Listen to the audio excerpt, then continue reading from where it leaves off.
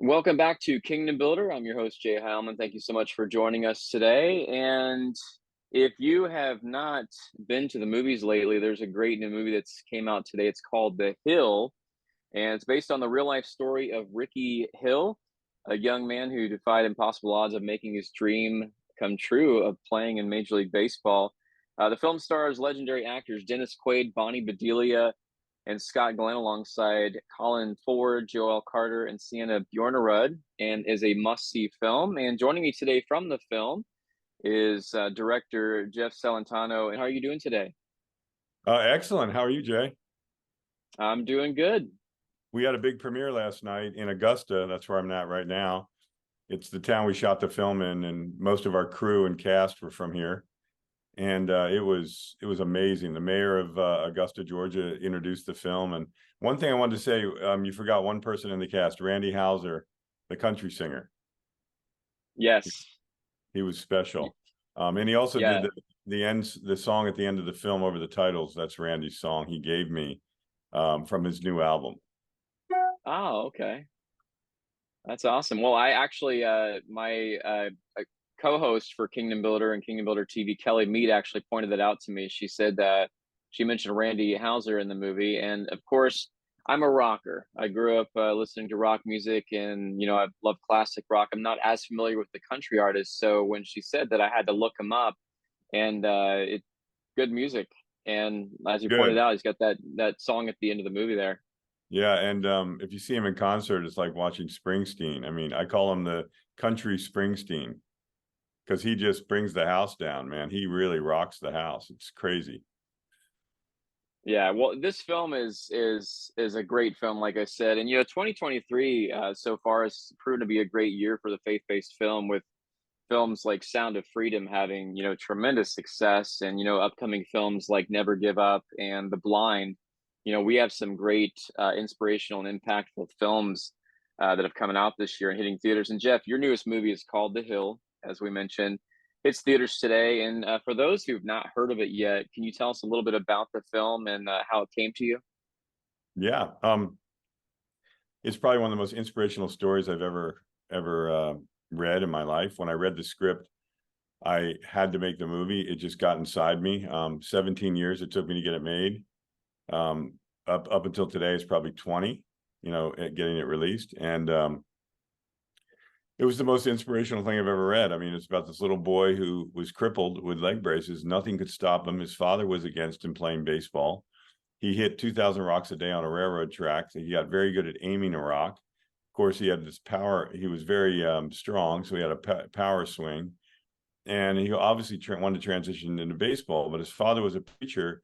And Rickey says that the funny thing about it was he's the one that started the whole thing with his father, because he started preaching to the family in front of the house at 8 years old, and he could recite the Bible back to front. So of course his father wanted him to be a preacher no matter what, and Rickey had this desire to do both, and his father gave him an ultimatum: you do one or the other.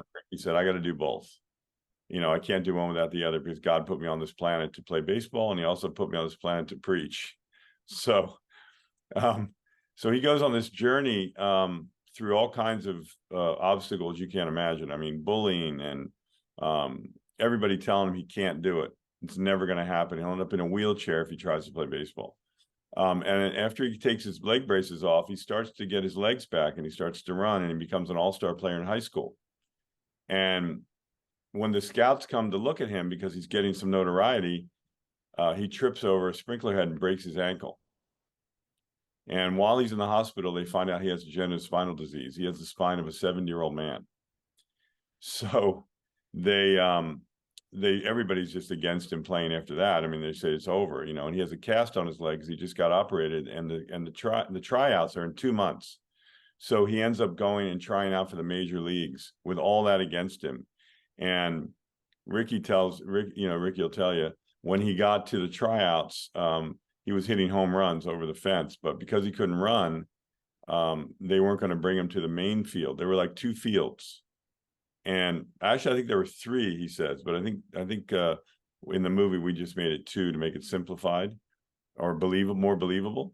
So he was really upset that they weren't bringing him up. So he started hitting balls over the fence into the main stadium. and balls were rolling past the. I've never told anybody this, but they're rolling past the pitcher's mound. And Red Murph, this famous scout who discovered Nolan Ryan, he saw the balls and he said, go get that kid, whoever's hitting these balls. The guy's unbelievable. He's a phenom. So they went down to find him, and Rickey was gone. He had driven home because he was so upset that they wouldn't see him. So he turns around, and something happens. He turns around, he comes back, and he jumps the wall. And he jumped the wall. In the movie, we don't do that. We just do it a little differently. But he goes up on the field, and Red Murph is standing there, and he says, "Mr. Murph, I'm the best hitter you're ever going to see." He's crying his eyes out. And he says, "You got to give me a chance. I mean, nobody's going to give me a chance because of my bum leg, but my leg's going to heal." And he didn't say anything about his back. He hid that from everybody. And Red Murph says, "Okay, do you know where you are, son?" And Rickey said, "No." And he goes, "You're standing on the hill. You are not supposed to be here." He was standing on the pitcher's mound. So he said, "Well, Mr. Murph, please, give me a chance." And so Red Murph gave him a chance to come back and try out that night. It was against everything you can imagine. And not to ruin the end, but Rickey comes back, and a miracle happened that night that is quite unbelievable. Even Dennis Quaid said, "I cannot believe the story's real." So that's the story. Yeah, and it was a great film, and the film, like you mentioned, it stars Dennis Quaid, Scott Glenn, and Bonnie Bedelia, but then you've got the newer stars Colin Ford, Joelle Carter, and Siena Bjornerud, and Randy House, as you pointed out. And Jeff, you've worked previously with other notable actors such as Tom Berenger, Faye Dunaway, and Tim Robbins. Diane Lane too. And Diane Lane. Yeah, Tim Robbins actually plays in my favorite movie of all time, Shawshank Redemption. And oh yeah, I was almost in let's. Shawshank Redemption. Oh, that's. I got down to the wire. No better movie than that. Yeah, fantastic. Yeah, so with this movie, let's discuss this cast. Let's start with the legend Dennis Quaid. I actually interviewed him a couple weeks ago. He released a gospel record called Fallen, and wasn't able to talk about the movie, this movie, and the movies he's working on because of the strike and everything. But what was it like working with Dennis for this film? One of the best experiences I've ever had. Dennis was nothing but a pleasure to work with every day. He was a collaborator. He came prepared every day. He brought Peaches with him. Was Peaches there when you interviewed him? No. Peaches is bulldog. It goes with him everywhere. Sometimes I'd have to say, "Dennis, Peaches, could he take a little vacation?" He'd say, "Okay." And Peaches go. And so he'd leave. But Dennis loved this role. He said it was one of the best scripts he's read in like years. And he said it was an unbelievable story. He actually didn't believe it was real until I showed him. And we had some amazing moments together, he and I. He tested me in the first part of the first night he came to set. He only had that scene at the very end with his son, and he has one line. You know what that line is. I don't want to ruin it, but there's one line. He comes all the way out to Georgia, comes on the set in the middle of a baseball field. It's about 38 degrees. Puts his suit on, comes out on the field, and he's standing there and he starts rehearsing, but he's mumbling kind of, and he's quiet. And I'm like, "Dennis, what's going on?" He goes, "What do you mean?" I said, "What are you doing? Is this how you're going to act the scene?" He said, "Jeff, this is the first time I've worked with you. I don't know you. This is how I rehearse. I'll give everything to you when we shoot it." And he kind of grabbed me by the shoulders. And so then I turned to him and I grabbed him by the shoulders and I said, "Well, Dennis, I've never worked with you, so I have no idea what you're doing." So he stared me in the face very sternly, and then he just had that big grin that Dennis has, and he just kind of gave me a hug, and he goes, "Let's do it." And so I think that was like a test, maybe. I don't know. I mean, I don't know what Dennis would tell you, but he probably doesn't even remember it. But it was a big moment for me because I had never really worked with him. I had met him once because he came and helped me cast the kids. But when that happened, I knew that, I think maybe now he respected me because I didn't take no for an answer. And then he didn't want to say the line. He didn't like the line. He didn't understand it. And I said, "How could you not understand this line?" And he said, "Do I have to say it?" I said, "Yes, you have to say it." And he asked me that a couple times. I've had actors say, "I'm not going to say this line." And then I say, "You have to." And they say, "No." And I say, "You have to. You signed the script. It's a legal matter now." But Dennis never did that. He always asked me, "Do I have to?" And there's another line in the movie, I don't want to ruin it either, but he also didn't want to say it. And it's a scene with his son where punishing his son. He's going to punish his son, but Mm. not everything is as it is, you know. So he didn't want to say this one line that I had written, which was, the punishments already began. Go inside. Why do I have to say the line? I'll just act it. I'll just do it without the line. I said, you have to say the line. It took me months to create that line. So he said, so he does the scene, and at the end of the scene, right where he's about to say the line, he just broke down and cried, like for real, like real tears. And I walked over to him. I said, you okay? And he goes, that was my father. My father just came rushing back into my head, and I couldn't hold it back, Jeff. I'm so sorry. And I said, Dennis, it was incredible. What are you talking about? He goes, want to do another take? I said, no, I'm perfect. He goes, you're done? I go, yeah, one take, we're done. And he looked at me and he said, do you still need the line? No, I don't need it. So that was our relationship. And then one night he did the big emotional scene where he's at the pulpit, where he confesses that he's been kind of a bad father. And he walked by me and he points at me and he says, good night. And he said, you get it, Jeff, you get it. And it was probably the best compliment I ever had in my life from an actor. I mean, this is a family film too. There's so many beautiful moments in this movie. Last night we had 1,100 people crying, laughing, cheering. It was an out of body kind of experience. I had another screening in Houston at Joel Osteen's Lakewood Church, and that was unbelievable. Like the reaction. And everybody comes up to me after, like, oh my gosh, I can bring my kids to this movie. Like, there's no curse words, there's no violence. It's just a beautiful, lyrical, inspirational movie. And I said, that's what I set out to do. I mean, in the world today that we're living in, it's such a negative place right now that I wanted to light into people's lives and inspire them and have them go see a movie for 2 hours. They walk out of it and feel different. And I think I achieved that based on what's happening. I didn't ever realize it was going to get this big. Yeah, and Dennis Quaid's been in quite a few of the faith-based films recently, and I've his performance in this movie is amazing. But you have a great cast around him. Like I mentioned, you have Bonnie Bedelia, which of course Bonnie's an amazing actress. I remember first seeing her back in the Christmas movie Die Hard back in the late '80s, and Die Hard 2.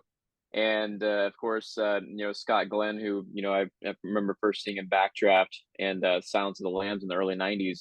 What was it like working with those two actors? Well, Bonnie was amazing. I never met Bonnie physically. I cast her. We talked on the phone, and she showed up, and I wasn't available to meet with her really because I was busy. And she ended up getting in full makeup, so I never met the real Bonnie. I met Graham, and she was in character. And then she kind of got out of character, and we talked, and then she was very into her part. I mean, really into it. And so one day I was walking through the hotel, and she's in her normal clothes and with no makeup and the hair and everything. And she's like, hi. And I'm like, who are you? And she says, I'm Bonnie Bedelia. And I said, oh my God, Bonnie. She goes, I don't look like that normally. I'm not an old lady. And so that makeup and hair was phenomenal that they did. The Scott and his wife, my hair and makeup people. It was incredible. So she was a pleasure to work with every day. She was really funny. She was making jokes a lot in her costume, being an old person. It was just hilarious, and just an A+ actress. And then Scott Glenn, well, he was somebody I always respected. After I saw him in Urban Cowboy, he terrified me. I mean, I think he terrified the world in that movie. And he's still a very staunch, tough guy, but he loved the script. He said, from the day I read it, I just wanted to do it. I opened 2 pages and I said, I want to do this movie. And he had turned down things for 2 years. I mean, Scott's not a guy who just takes a movie. He's funny. People are like, well, I haven't seen Scott Glenn in years. How's his career doing? I go, well, his career is strong. You'll see him pop up in a movie, but it's a really good one. And so he loved the part. And the first day that he gets that big speech to all the kids he's going to have on, tryout for the baseball, for the tryouts, he had that thing down, and he walked out on set and he did it beautifully. I think I gave him one little direction, if that. And then I said, cut. Okay, you're done. That was his first day. And he said to me, I'm done. I said, you nailed it. Like, you're perfect. Like, what are you talking about? You're Scott Glenn. Get out of here. And he gave me like a hug, and he said, that was amazing. Like, I've never had a first day like that. We're done? I said, yeah. He kept saying it. And so we went back to his hotel, and the next day I got this big text from him about what an incredible day. And his agent called me and said, I don't know what you did to Scott Glenn, but he's never called me like this. He just had an incredible experience. So yeah, everybody was, there wasn't one person on this movie that was a problem. Yeah, that's great. I would tell you if there was, because I have had a lot of problems with other people on other actors on movies. Yeah, when in in addition to Dennis Quaid, Bonnie Bedelia, and Scott Glenn, you have the up and coming actors and established actors. Uh, One in particular that I was really impressed with is Colin, who Yeah. plays adult Ricky in the film. And Colin, I actually didn't realize when I was doing some research on roles and stuff that the different actors that play. Of course, Bonnie, Dennis, and Scott, I'm very familiar with her. And as you mentioned, Bonnie, like I want to point out that when I was watching the movie, I had seen her name attached to the movie, but when I saw the character, I didn't know that was her at first because I it know, it I know. it really didn't look like her because I'm used to seeing her one way, and I see her in this, and like, wow, I didn't realize that was her. But Yeah. so going to the other actors, Colin Ford, who plays older Rickey Hill, like I said, did a fantastic job in this role. And you know what? For a younger actor, he has a pretty extensive resume of films. One of the things that when I was doing research that I did not know is he was the voice of Jake in Jake and the Neverland Pirates, the Disney series, and that my kids watched, and I had no clue that he was the guy who did that character. Working with Colin for this film, what was it like working with him?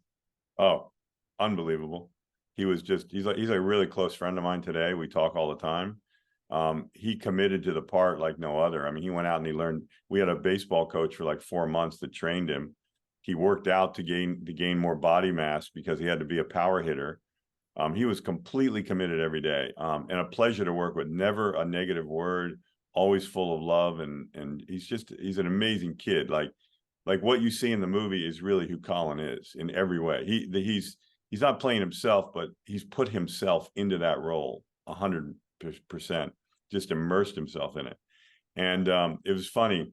There's a little boy in the movie, the one that he gives the bat to, and he says when he's going to give up, and he's hitting the balls, and he says, "Yeah, Hmm. you like baseball?" And the kid says, "I love it." And he says, "Well, maybe you'll have a career. Here's my bat." That little boy, one of my students, and he was all excited. He's really good in class, the little kid. That's why I hired him. He comes to set, and all of a sudden he like won't come out of the trailer, and he's nervous. And his dad's a friend of mine. He says, "Jeff, what's going on?" I said, "What do you mean?" He says, I said to his father, "What's going on?" And his father said, "You'd never believe it. He's so nervous right now." I said, "What?" He's never been nervous in class. He's a good actor.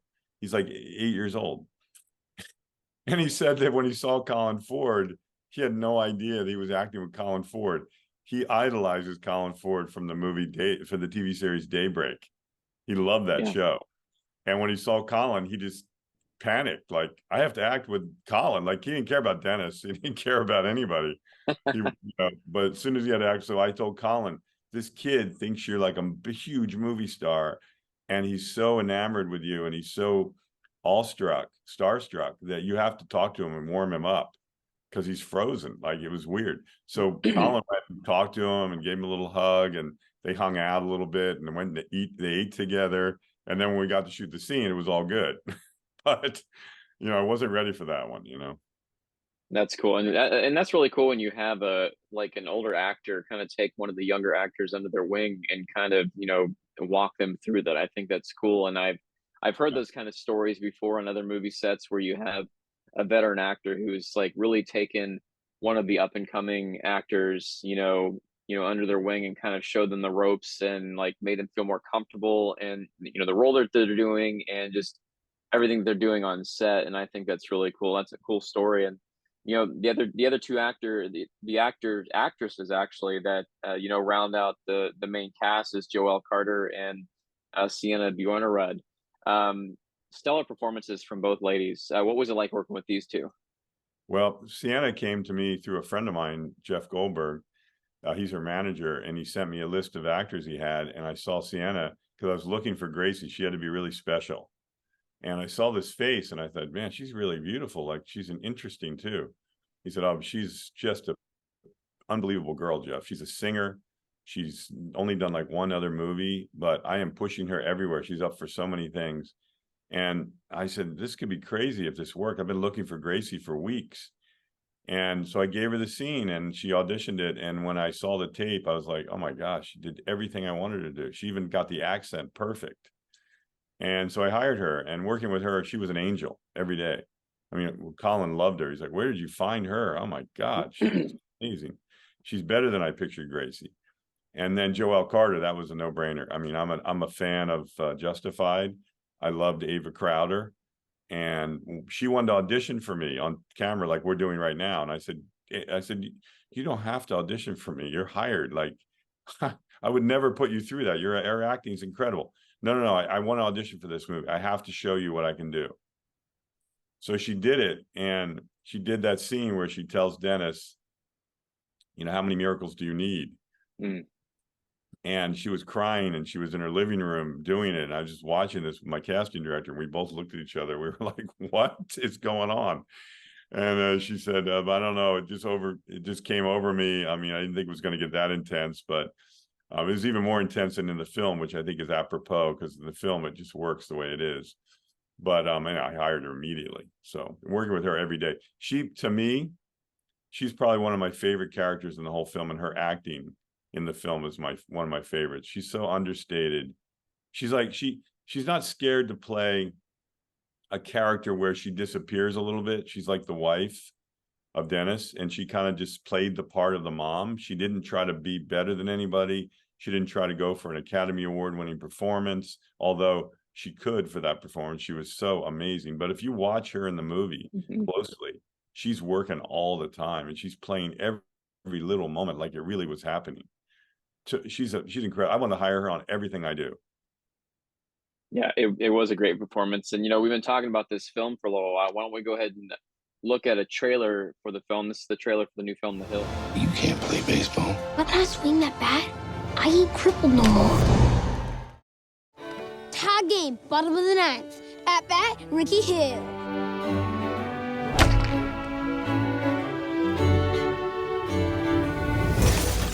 Oh my gosh! What did you do? Let's go! Rickey, I've seen you out there swinging that stick, even when you're suffering pain. But you can't play baseball. You're gonna get ridiculed, and you're gonna wind up with an injury that you'll never get over. God's gonna give you a higher calling. But all I want to do is play. When I swing that bat, I ain't crippled no more. And gone, senior Rickey Hill. He did 4 homers in one game.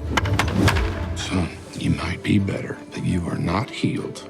Your bones are rapidly depleting. It'll be a miracle if you ever walk again. You seen this? Major league trials. You're gonna paralyze him. I don't need you filling him full of false hope. He's my son. Rickey, baseball had to end eventually. Time to figure out what you're gonna do with the rest of your life. First time you ever talked to me like a man is to tell me to forget the only thing I ever loved. What has gotten into you? He's special. They said he will never walk, and he ran. How many miracles do you need? You're planning to join the elite. I'm one of the best hitters you're ever going to see. A bad leg could cost a team wins and money.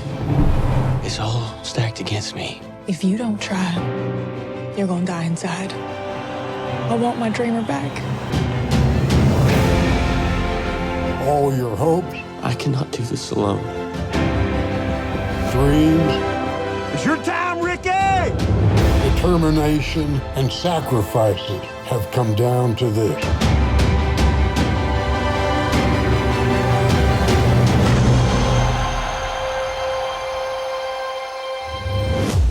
All right, so that was the trailer for the new movie, The Hill. We're talking with director Jeff Celentano. And, you know, Jeff, The Hill features a few cameos, including the real-life Rickey Hill. But one that I was actually surprised to see was an absolute beast on the mound, and not only dominated the playoffs in the 1990s, but for 22 seasons was one of the most feared pitchers in Major League Baseball, alongside his Atlanta Brave counterparts Greg Maddux and Tom Glavine. Of course, I'm talking about Hall of Fame pitcher John Smoltz. What was it like having John on set and a part of this film? It was amazing. I mean, a friend of mine that got me, the guy that got me the financier to get this movie made, Matthew Dwyer, he knew John. Matthew knows everybody. He'll call me and say, "Hey, my friend plays golf with me. You want him in the movie?" And I'll be like, "Yeah." And then suddenly they'll arrive. I mean, it's crazy. So he said, "Hey, how about John Smoltz for the commentator at the end?" I said, "In my dreams, like, how's that going to happen?" He said, "I know John really well." So John was supposed to come out and be in the scene with Red Murph when Colin comes up.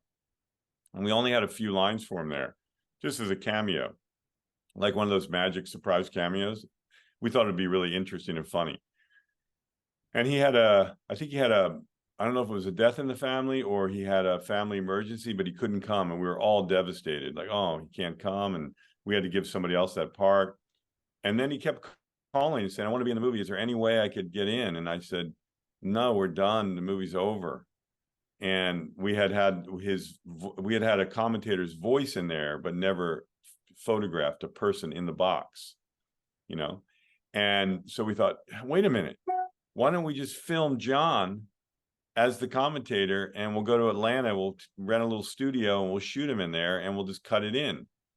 And he was so excited. So he comes to work and he's a bit, "Hi, John," he's all very confident, and he sits down to act the part. And I gave him a script, and he was all over the place on the script. He was like, "Jeff, he was doing it really well and everything, but it wasn't John Smoltz. It was like a guy trying to act a part." And I said, "What's going on, John? Where's John?" And John said, "I'm not an actor." I said, "You're asking me to do something off a script. I riff, man. That's who John Smoltz is. That's what I'm known for." And I'm like, "Oh my gosh, you're so right. Well, you've done it 10 times. You know basically the lines." It was a big, long thing, a lot longer than in the film. And I said, "We're going to show you the movie on the computer. You watch it and commentate. Just do John. Be John. We want John. That's why you're here." And so he did. And all of a sudden I go, "That was amazing." He goes, "Yeah, because you let me be me, man. You let me." And it just changed everything. And his whole demeanor changed. Like, he was just so grateful and such a sweetheart, man. He stood up and he said, "This was one of the best experiences I've ever had." And he goes, you really directed me, man. You really helped me." I said, "Well, I've been teaching acting for 20 years to kids and adults. So it's kind of I'm not just a director, I'm also a coach." So I was kind of reading his behavior, and I realized he needed a life raft. He needed me to throw him a life preserver and say, help me here. And so I figured it out. I was like, "Oh, okay, I know what's going on. I'm making him be something he's not." And that wasn't good. And so he's so good in the film too.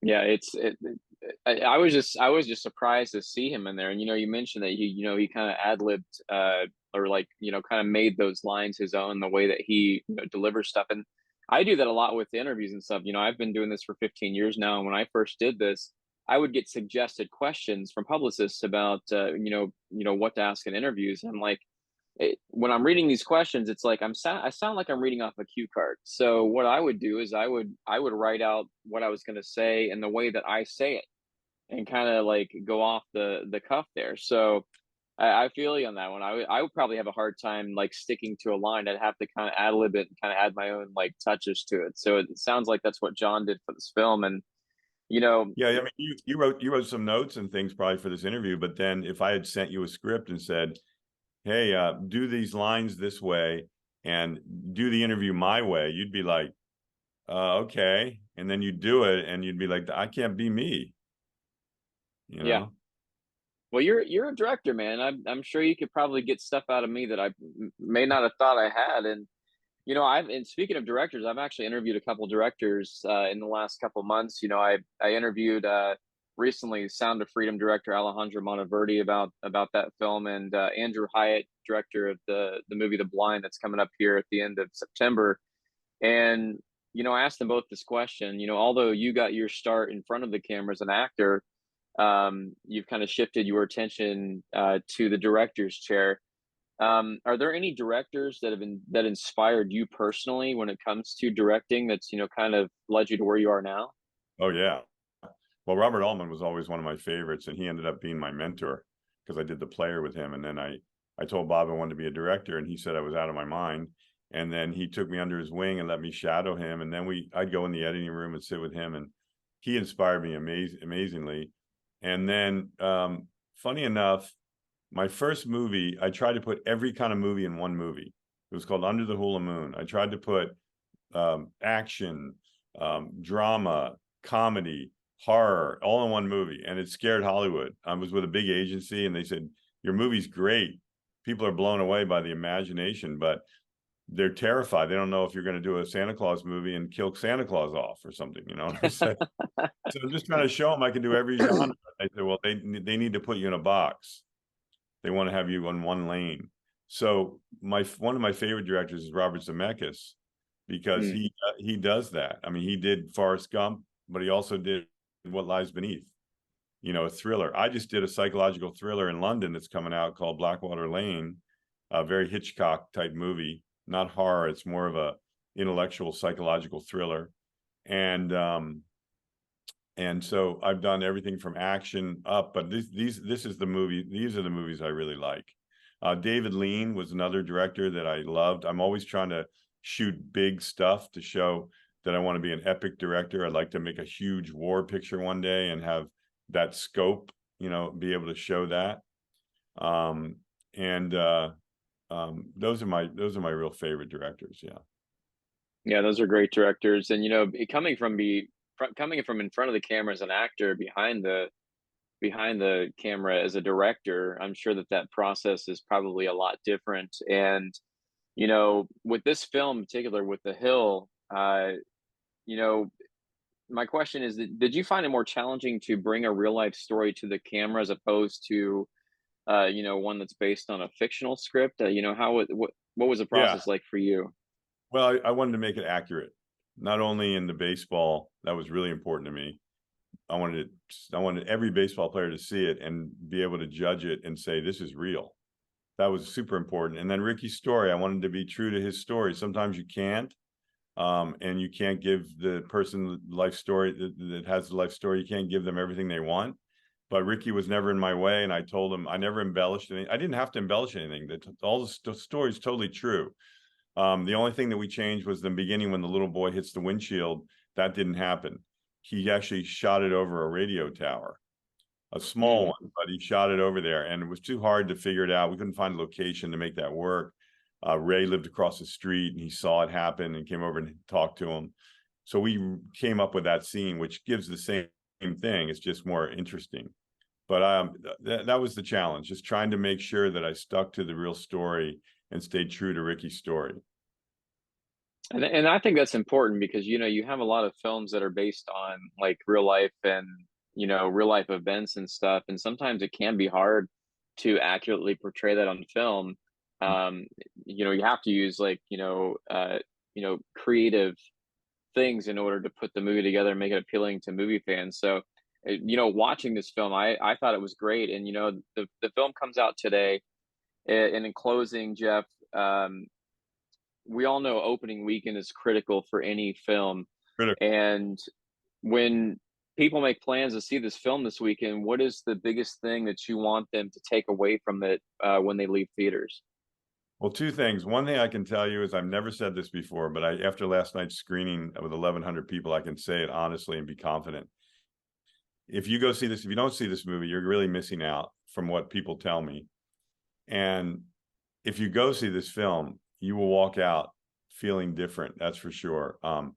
People are kind of blown away by how I combined faith, family, and sports, but never too much of each. It's all kind of in one combo. Somebody said, you always liken this movie to Field of Dreams, The Natural, Rudy, but those movies were specific in their genre. Your movie has it all in one movie. So maybe I was kind of doing what I did in the beginning of my career. trying to put it all in one, but this time I did it in the right lane. And the second thing is, I want people to take away huge inspiration when they walk out. I've seen people walk out and they're like just high, like they had an experience on a roller coaster, but the most gentle, beautiful roller coaster. I mean, they come out and they're just elated and they're like, oh my God, and there's crying. I had an old man come up to me and said that, he said, you changed my life, son. You touched my heart. I haven't seen a movie like this. He's about 80 years old. I haven't seen a movie like this since Field of Dreams. Wow. You got to get this out to the world, he said. And so I said, we're trying. It's been an uphill battle. So I hope everybody goes this weekend and packs the houses, because that's how a movie lasts. You know, I didn't realize that as a film goer. For years as an audience member, I never, even as a filmmaker, I never realized that weekend is super critical. Obviously, you say one has a big opening weekend, it's a good thing. But I didn't realize if it's mild and the movie's still really good, it'll last, because I'll go say to my wife, oh, why don't we go to the movie in a week or 2 weeks? And all of a sudden it's gone. And you don't know why, because I didn't support it and go. You know, right. So I hope everybody goes and they'll really enjoy it. That's for sure. I've read all the reviews that are coming out and last night, and I couldn't believe it. Every one of them's like, the majority's excellent, excellent, excellent. Well, I agree with that. It was a great movie, for... and yep, I can't wait to see what the Lord does with this movie. I mean, it's a great film. Jeff Celentano joins us today. Jeff, thank you so much for joining us today. We greatly appreciate it, and I hope the film does really well in theaters this weekend. The Hill is in theaters now. Make plans to see it this weekend. Dennis Quaid, great movie. Make plans to see it this weekend. Thank you, Jay.